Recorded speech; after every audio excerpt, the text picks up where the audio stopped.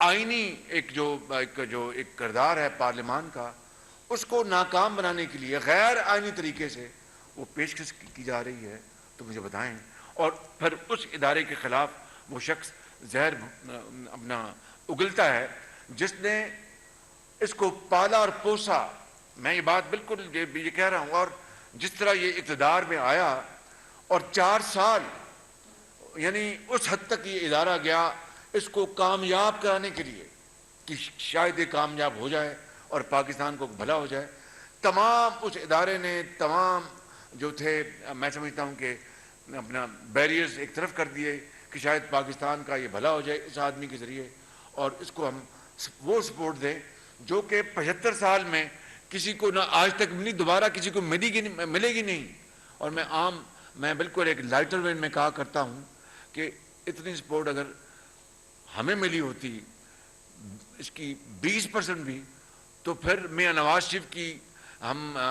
Leadership میں پاکستان اپنا rocket کی طرح اوپر جا رہا ہوتا۔ اور وہ شخص جو کہ پھر چونکہ ایک مکمل طور پر ناکام ہو گئے، اتنے دھکے لگانے کے باوجود بھی، یعنی ایک دھکا سٹارٹ گاڑی بھی ہوتی ہے نا، اس کو آپ دھکے لگائیں تو وہ تھوڑی دیر وہ سٹر کر کے چل پڑتی ہے،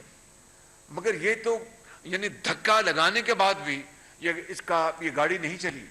اور آج وہ اپنی ذات کے لیے ادارے کو متون کرے اور سپہ سالار کو اس بات پر متون کرے اور ان کو یہ کہے کہ جناب یہ اپنا کبھی بیان دلوائے ان سے گل سے، اپنا کبھی بیان دلوائیں اپنا کسی اور سے، کبھی بیان دلوائیں سواتی سے، اور ادارے کو گھٹیا ترین الفاظ میں متون کرے، تو کیا کوئی آدمی اس کو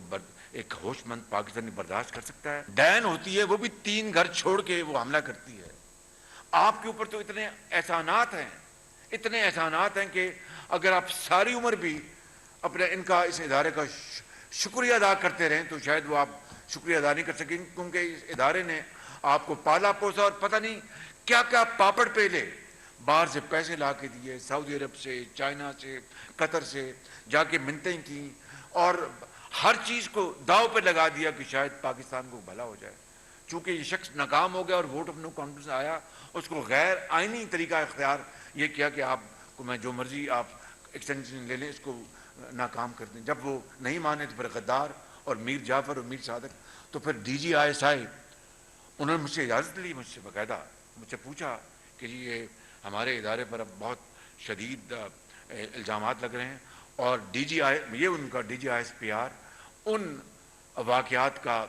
شاہد نہیں ہے جن کا میں ہوں، تو مجھے آپ سے پرمیشن چاہیے کہ میں ان کا جواب دوں ایک محتاط انداز میں۔ انہوں نے انتہائی محتاط کرسپ انداز میں اس کا جواب بھی دیا اور دفاع بھی کیا۔ مجھے بتائیں کہ کیا جنرل قمر جاوید باجوہ نے